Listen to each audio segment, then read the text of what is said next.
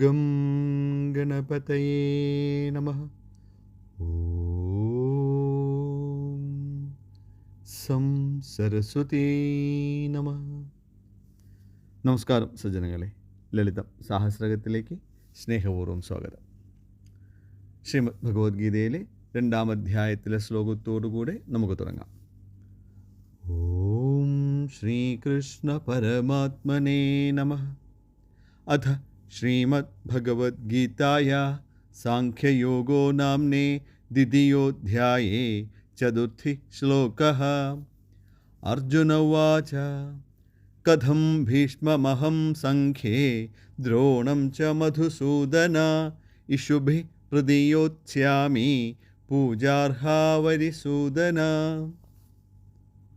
അർജുനൻ പറഞ്ഞു, അല്ലയോ ശത്രുനിഗ്രഹനായിട്ടുള്ള മധുസൂദന, അങ്ങ് തന്നെ പറഞ്ഞാലും പൂജാർഹരായിട്ടുള്ള ഭീഷ്മപിതാമഹനെയും ദ്രോണാചാര്യരെയുമൊക്കെ എങ്ങനെയാണ് ഞാൻ പ്രത്യാക്രമണം നടത്തുന്നത്? നാമത്തിലേക്ക് പോകാം. നാമം 448. സ്വസ്തിമതി. സ്വസ്തിയിൽ മതിയായിട്ടിരിക്കുന്ന ഏതൊരു ശക്തിയാണോ ആ ശക്തിയെ സ്വസ്തിമതി എന്ന് വിശേഷിപ്പിക്കുന്നു. സ്വസ്തി എന്ന വാക്കിന് ക്ഷേമം, അനുഗ്രഹം, ആശീർവാദം, അഭിവൃദ്ധി, ഭാഗ്യം, പിന്നെ ആലിപ്പഴം എന്നൊരർത്ഥവുമുണ്ട്. സാധാരണ നമ്മൾ സ്വസ്തി എന്ന് പറയുമ്പോൾ വിട എന്ന അർത്ഥമാണ് ധരിച്ചു വച്ചിരിക്കുന്നത്. പലരും ആ രീതിയിൽ അതിനെ ഉപയോഗിക്കുന്നത് കണ്ടിട്ടുണ്ട് കേട്ടോ. മത്ത് എന്നാൽ നിറഞ്ഞത്, പൂർണ്ണമായത്, വിശ്വസിച്ചത്, പ്രവശ്യ എന്നൊക്കെ അർത്ഥം. സ്വസ്തിമത് എന്ന ഒറ്റ വാക്കാകുമ്പോഴോ സന്തോഷമരുളുന്നത്, ഭാഗ്യമരുളുന്നത്, ഭാഗ്യപ്പെട്ടത് എന്നൊക്കെ അർത്ഥങ്ങൾ. കൂടാതെ ഈ സ്വസ്തിയെ സുഷ്ടു അസ്ഥീതി സ്വസ്തി എന്ന് പറയാം. സുഷ്ടു എന്നാൽ ബലപ്പെടുത്തുന്നത്, ശരിയായിട്ടുള്ള, ഉണ്മയായ, മുന്നോട്ട് വയ്ക്കുന്ന എന്നൊക്കെയും. അസ്ഥി എന്നാൽ അസ്തിത്വം എന്നുള്ള അർത്ഥവും വരുന്നുണ്ട്. ഇതൊക്കെ ഈ നാമത്തിനോട് ഉപയോഗിക്കാവുന്ന ചില വ്യാഖ്യാനങ്ങളാണ് കേട്ടോ. സദാ ക്ഷേമമായിട്ട് എത്തുകയാണ് ദേവി ഈ നാമത്തിലൂടെ. എങ്ങനെയാണ് ക്ഷേമം എത്തുന്നത്?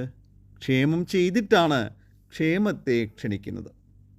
ഉപനിഷത്തുക്കളിൽ പ്രസ്താവിക്കുന്ന വേറൊരു ശാന്തിപാഠമുണ്ട്. ഓം ഭദ്രം കർണേഭിഃ ശൃണുയാമ ദേവാ ഭദ്രം പശ്യേമാക്ഷിഭിർ യജത്രാഃ എന്ന് തുടങ്ങുന്ന ശ്ലോകം. അവസാനം ഓം ശാന്തി ശാന്തി ശാന്തി എന്ന് അവസാനിപ്പിക്കും.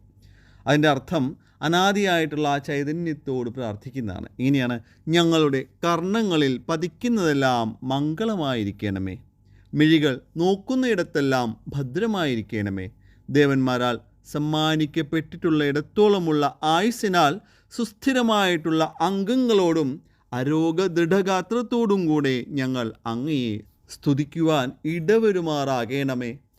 ദ്രുതചലാദിനാഥനായ അന്തരീക്ഷം ഞങ്ങൾക്ക് ക്ഷേമമരുളട്ടെ, വിശ്വജ്ഞാനിയായിട്ടുള്ള സൂര്യൻ ഞങ്ങൾക്ക് ക്ഷേമമരുളട്ടെ, കുറ്റമറ്റ ശിവം ഞങ്ങൾക്ക് ക്ഷേമമരുളട്ടെ, ലോകത്തിൻ്റെ ഗുരു ഞങ്ങൾക്ക് ക്ഷേമമരുളട്ടെ, പിന്നെ സർവത്ര ശാന്തി ഉണ്ടാവട്ടെ എന്ന് പറഞ്ഞിട്ടാണ് അതിൻ്റെ മീനിങ് പോകുന്നത്. അപ്പോൾ കാണുന്നതും കേൾക്കുന്നതും ചിന്തിക്കുന്നതും ചെയ്യുന്നതും എല്ലാം മംഗളമാകുകയാണ്.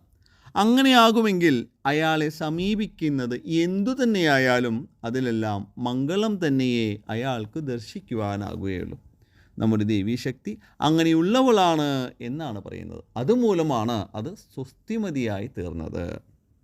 ശക്തിയെ സന്തോഷമരുളുന്നതായിട്ട് കാണുമ്പോൾ എല്ലാം മറ്റുള്ളവർക്ക് കൊടുക്കുന്നതിലാണ് അധിഷ്ഠിതമായിട്ടിരിക്കുന്നത്.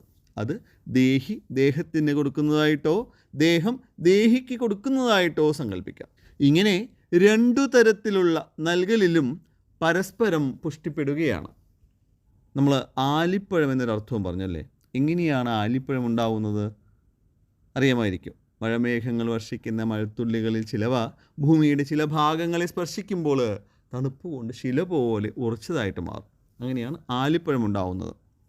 മഴത്തുള്ളികളെ നമുക്ക് ബ്രഹ്മമായിട്ട് വിഭാവനം ചെയ്ത് നോക്കാം. അങ്ങനെയുള്ള അവ ഏതേതു പരിതസ്ഥിതികളുമായിട്ട് ചേരുന്നുവോ ആ ഗുണങ്ങളെയാണ് സ്വാംശീകരിക്കുന്നത്. എന്നിരുന്നാലും അന്ത്യത്തോടടുക്കുമ്പോൾ അവ വീണ്ടും വെള്ളത്തുള്ളികളായിട്ട് മാറി താന്താങ്ങളുടെ അസ്തിത്വം അറിയിക്കുന്നുണ്ട് അല്ലേ. ഇപ്പോൾ ആലിപ്പഴമായാലും കുറച്ച് കഴിയുമ്പോൾ അതൊരുക്കി വെള്ളമായിട്ട് മാറും. അതുപോലെ പരമാത്മ ചൈതന്യത്തിൽ നിന്ന് രൂപപ്പെടുന്ന ദേഹികൾ പരിതസ്ഥിതികൾക്ക് അനുസൃതമായിട്ട് ഓരോരോ ദേഹങ്ങൾ സ്വീകരിക്കുകയാണ്. എന്നാൽ അന്ത്യത്തിൽ നാം നമ്മുടെ അസ്തിത്വം അറിഞ്ഞുകൊണ്ട് പ്രവർത്തിക്കണം എന്ന് തന്നെയാണ് വിവക്ഷ. അതിലൂടെ ക്ഷേമൈശ്വര്യങ്ങൾ നമ്മിലും ഈ പ്രകൃതിയിലും ഒന്നുപോലെ നിറയുകയാണ്.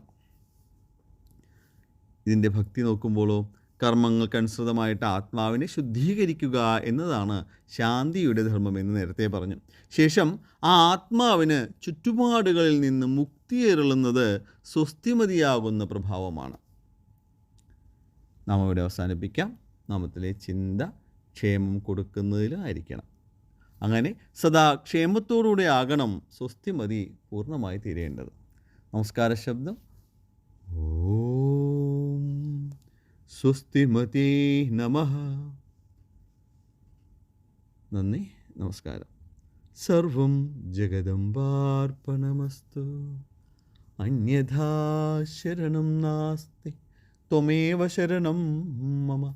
തസ്മാത് കാരുണ്യഭാവേന രക്ഷ രക്ഷ മഹേശ്വരി. ഓ